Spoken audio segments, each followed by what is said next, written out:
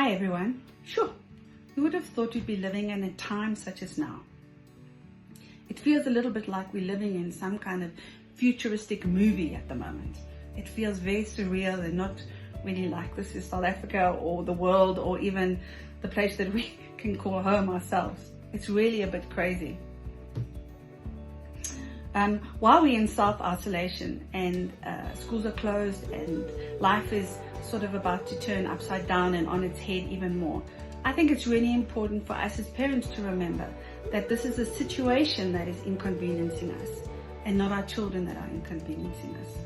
I just think it's important to clarify that. I know it's difficult working at home. I understand when you've got little ones around, it's always a challenge, but our children are not the inconvenience. The virus is the inconvenience.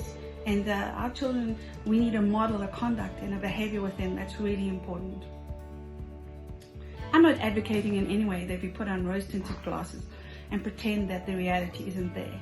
Far from it, rather. I think it's important to be honest with our children. I think it's important to explain to them, to talk to them. But I think we need to do it with wisdom and with integrity.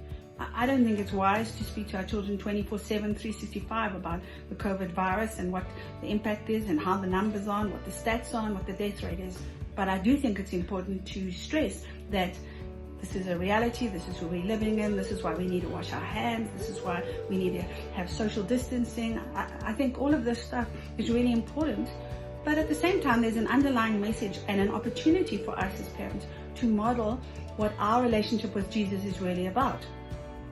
When we speak about faith, we speak about things that we can't really see. We can't really put anything tangible on it. And for children, that sometimes becomes really difficult. Well, what is faith? What is it? How do you believe in it? How do you have faith? Where do you get faith from?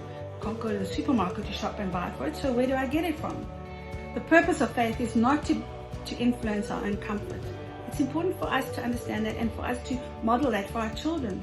The purpose of faith is to lead us to know Jesus and to know his heart and to trust him, so that we like a vine grafted into him are so intrinsically close to him that we know exactly which direction he wants us to take, where he wants us to go, what he wants us to do. And if we're not connected to him like that, it's impossible to do that. It's a practical exercise, really, and at the end of the day, as parents, the only way that we can do this is by modeling faithful behavior. Your children are going to learn how to trust God by the way that you as parents, trust God. They're going to learn how to worship in the way that we as parents worship. They're going to learn how to praise him and to give thanks and to have a heart of gratitude by the way that we model this behavior. They're going to learn what surrender looks like in the manner in which we as parents model what that looks like. They're going to have to learn to persevere, but they're going to do that and model it on the way that we as believers persevere. So in every day, in every situation, let our attitudes be one of thankfulness, of gratitude. Let us put grace at the forefront of everything that we do.